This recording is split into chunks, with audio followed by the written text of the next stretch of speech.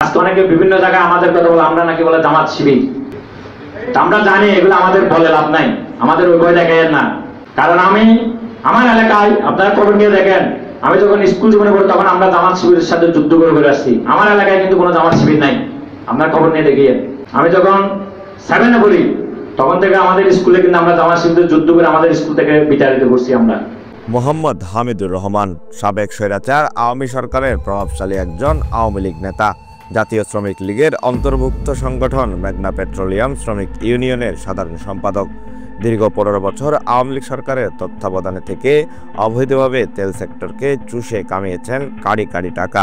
আবার অসৎ পথে কামানো সেই টাকা খরচ করেছেন অবৈধ আওয়ামী লীগ সরকারের নেতাদের পিছনে।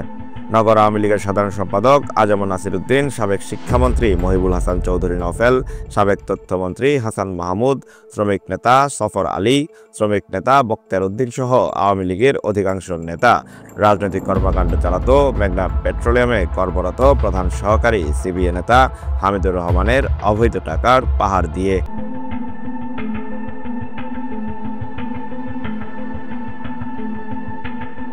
খোঁজ নিয়ে জানা যায়, জুলাই আগস্টে ফ্যাসিস্ট সরকারের বিরুদ্ধে গড়ে ওঠা সরকার পতনের ছাত্র আন্দোলন নস্যাৎ করার ষড়যন্ত্রে লিপ্ত ছিল এই হামিদুর রহমান।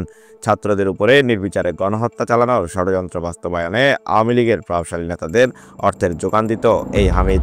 আওয়ামী লীগের শাসনামলে এমন কোনো অপকর্ম নেই যা তিনি করেননি।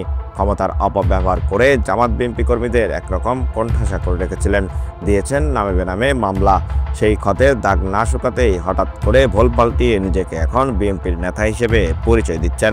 এক সময় আওয়ামী লীগের মিছিলে সামনের সারিতে থেকে স্লোগানে মুখরিত করে তুলত শেখ হাসিনার সরকার বারবার দরকার। এখন সেই তিনি রীতিমতো বনে গেছেন বিএনপি নেতা। আজকে অনেকে বিভিন্ন জায়গায় আমাদের কথা বলে, আমরা নাকি বলে জামাত শিবির।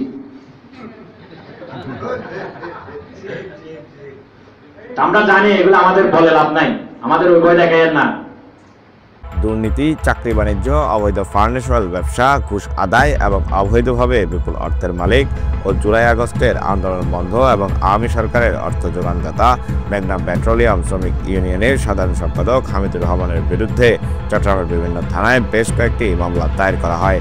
প্রশাসনের বিভিন্ন দপ্তর তাকে গ্রেফতার করলেও কোনো এক অদৃশ্য ক্ষমতা বলে বারবার জেল থেকে বেরিয়ে যায় সে।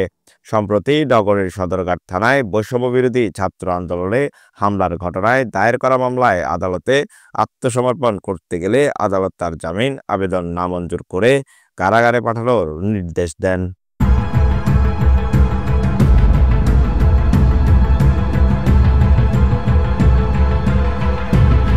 Desk report, news BD 24।